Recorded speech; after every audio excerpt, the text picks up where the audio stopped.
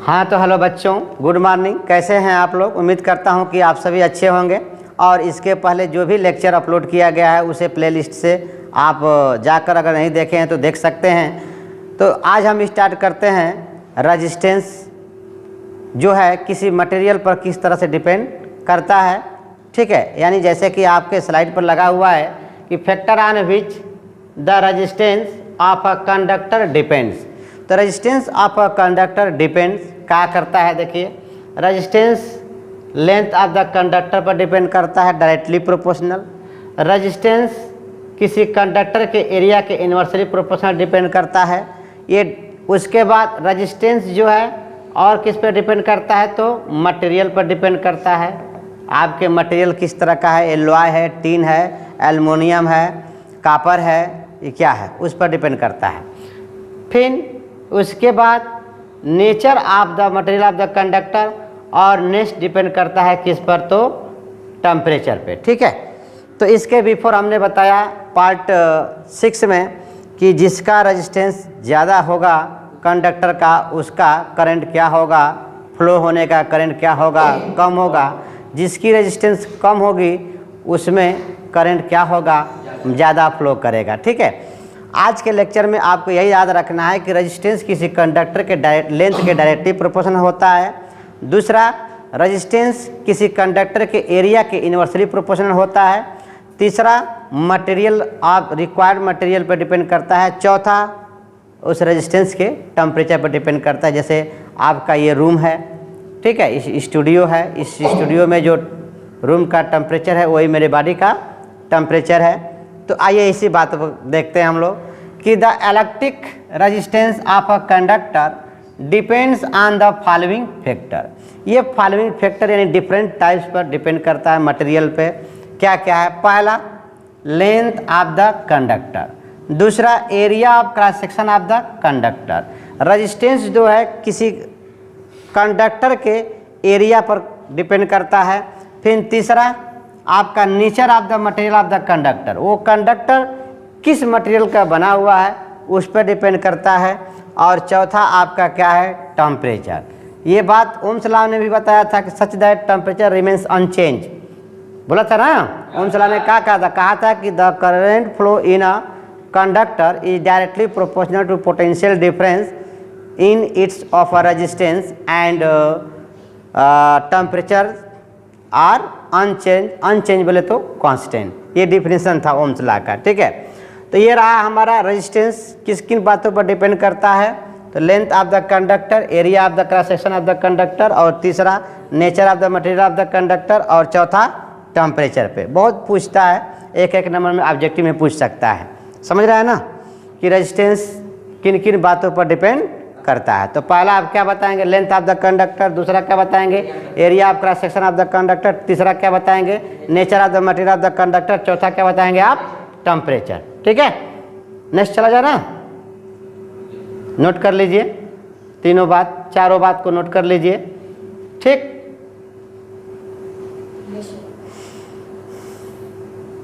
उम्मीद करता हूं कि नोट कर लिए होंगे। चलिए देखते हैं नेक्स्ट। थोड़ा सा इसी में थोड़ी सी और बात करते हैं। जैसे सपोज दैट ये कोई कंडक्टर है। ठीक, नेक्स्ट ना देखते हुए इसी में थोड़ा सा बात करते हैं। ये आपका कोई मान लीजिए क्या है? कंडक्टर है। यहाँ पर हमने सपोज दैट 20 वोल्ट सप्लाई दिया। कितना दिया? 20 वोल्ट सप्लाई दिया। तो यहाँ पर हो गया प्लस। यहाँ पर 0 वोल्ट सप्लाई दिया। तो यहाँ का पोटेंशियल क्या हो गया? हाई।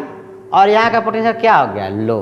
तो ये जो पोटेंशियल है किधर से किधर फ्लो करता है? Higher to lower. पोटेंशियल आपका किधर से किधर फ्लो करता है? Higher to lower. तो इनके बीच का अगर पोटेंशियल डिफरेंस निकालना है तो क्या करेंगे? High potential minus low potential. तो कितना हो जाएगा इसमें पोटेंशियल?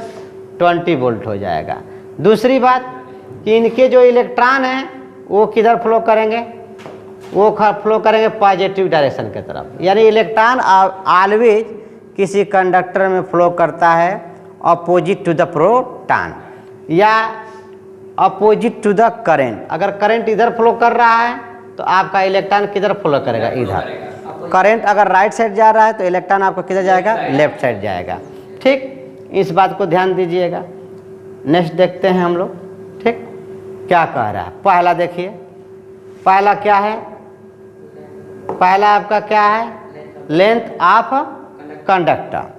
पहला है कि रेजिस्टेंस जो है आपके किसी कंडक्टर के लेंथ के डायरेक्टली प्रोपोर्शनल होता है। कैसा होता है, डायरेक्टली प्रोपोर्शनल। पहला पॉइंट, ये पहला पॉइंट है, यानी लेंथ ऑफ द कंडक्टर क्या कर रहा है, the resistance of a conductor R is directly proportional to its length, यानी capital R is directly proportional to its length. Capital R जो है किसी कंडक्टर के लेंथ के क्या होता है, डायरेक्टली प्रोपोर्शनल होता है। ठीक है ना, बात समझ में आया।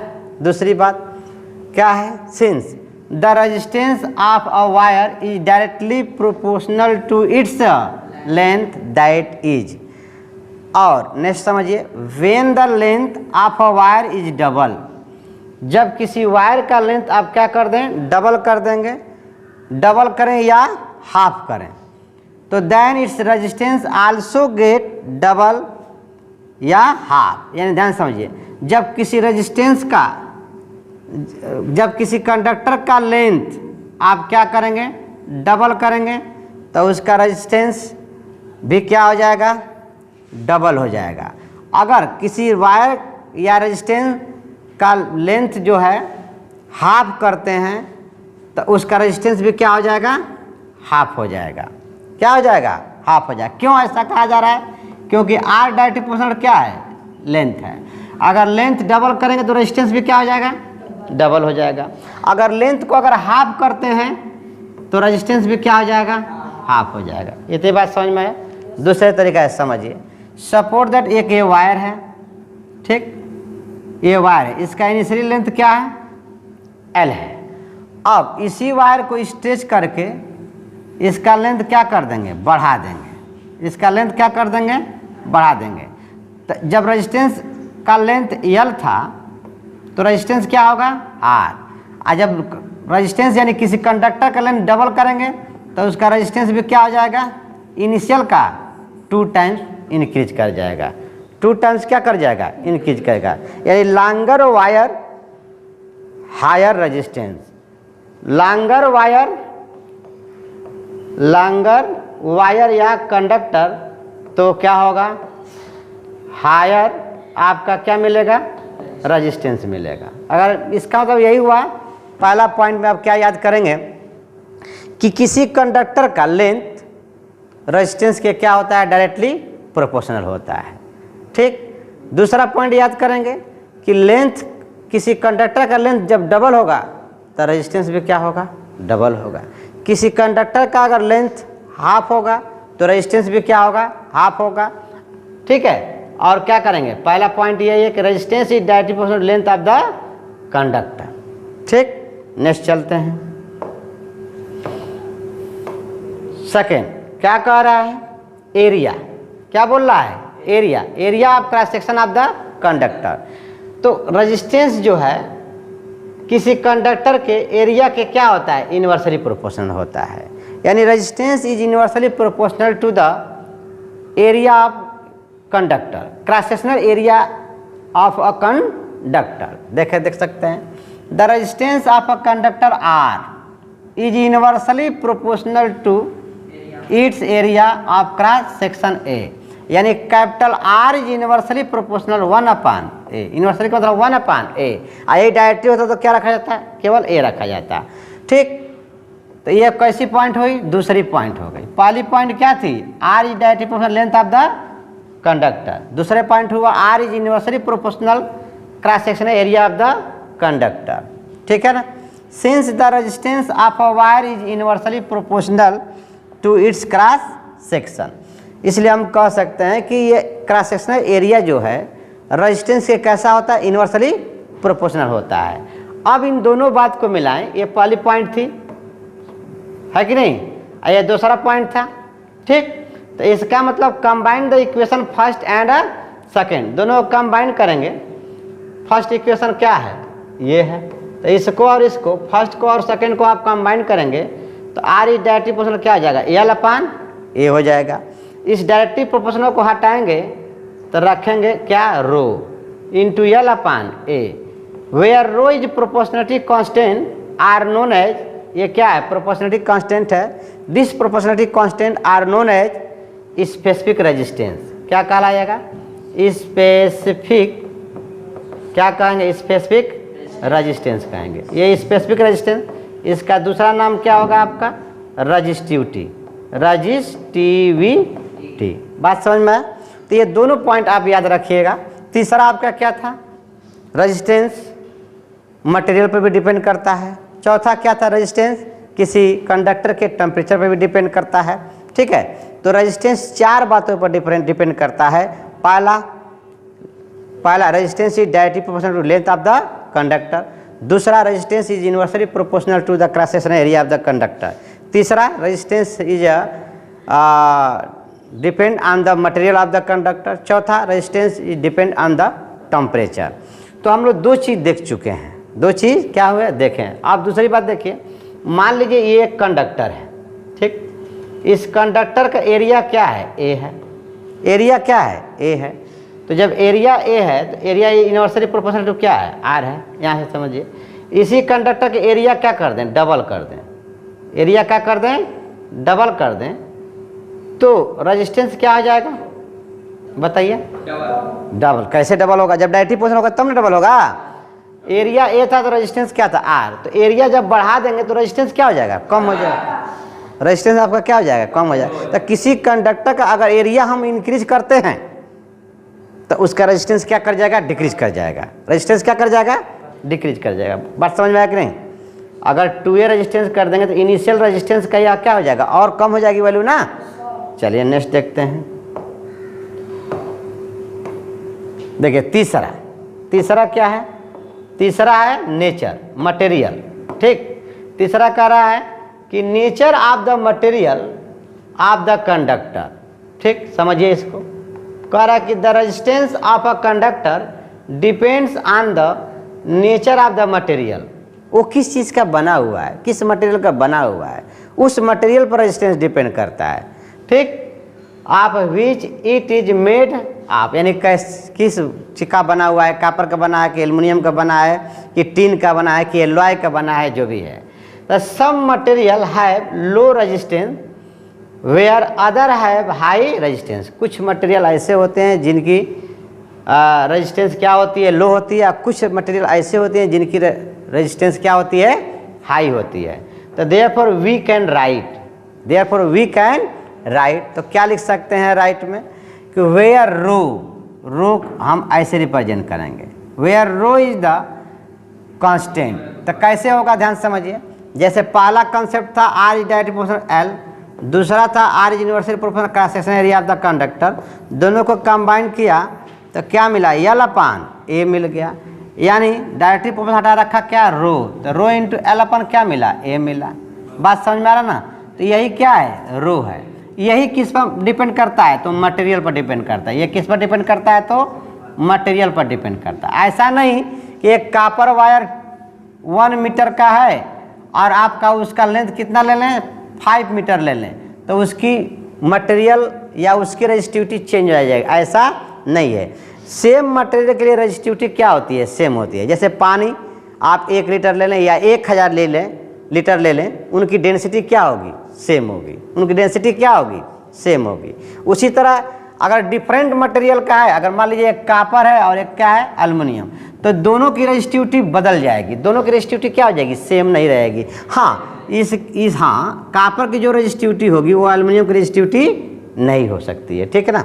तो इसी रो को हम क्या कहते हैं, प्रोपोर्शनलिटी कांस्टेंट कहते हैं। This proportionality constant are known as specific resistance.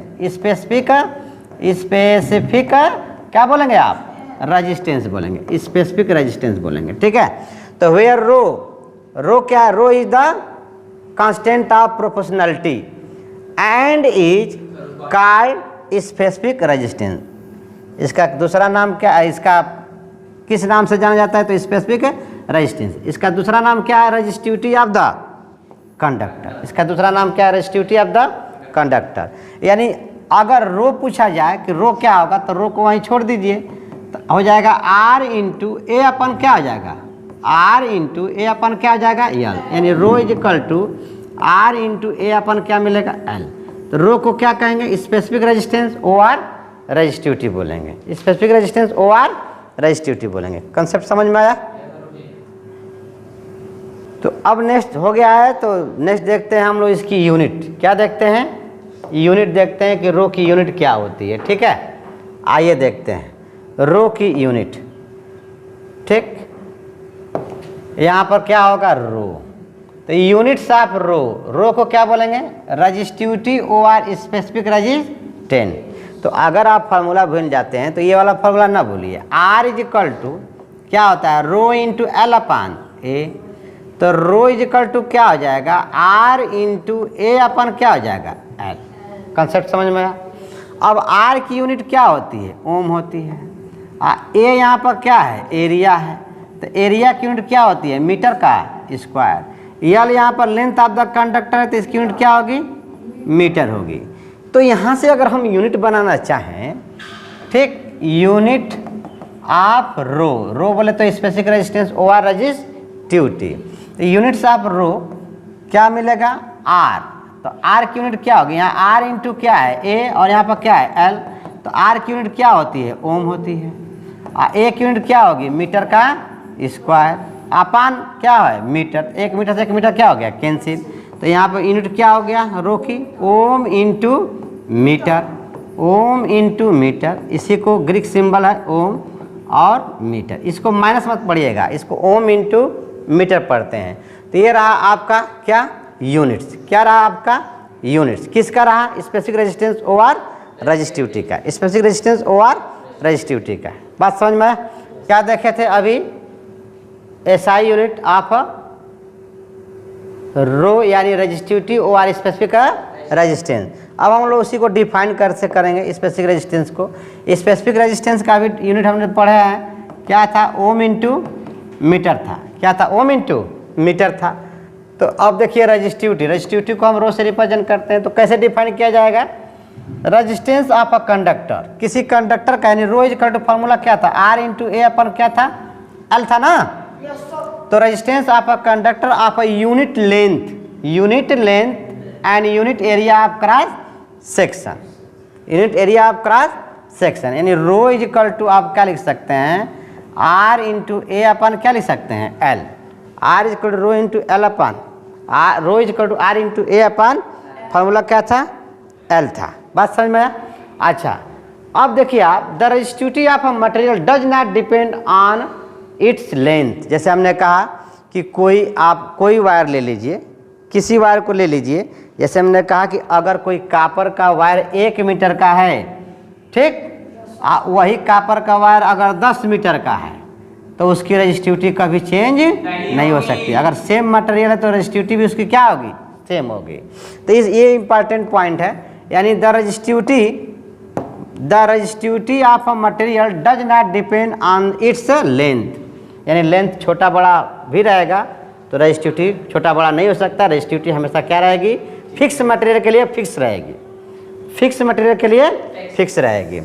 Thickness but depends on the nature of the substance and temperature. वो किस मटेरियल का बना है उसके नेचर पर डिपेंड करता है। ठीक है, जैसे एल्युमिनियम है तो एल्युमिनियम की रेजिस्टिविटी जो हो सकती है वह कॉपर की नहीं होगी, जो सिलिकॉन की होगी रेजिस्टिविटी वह एल्युमिनियम की नहीं होगी। ठीक है, वो फिक्स होता है। The SI unit of resistivity जो क्या बताया हमने? ओम इंटू मीटर बताया। क्या बताया? ओम इंटू मीटर बताया। तो ये बात समझ में आ गया होगा। ठीक है, तो इसी के साथ इस लेक्चर को द एंड करते हैं। अब हम लोग पार्ट 8 में आएंगे न्यूमेरिकल के साथ। रेजिस्टिविटी पे हम लोग न्यूमेरिकल लगाएंगे। It's okay, bye, thank you for watching video.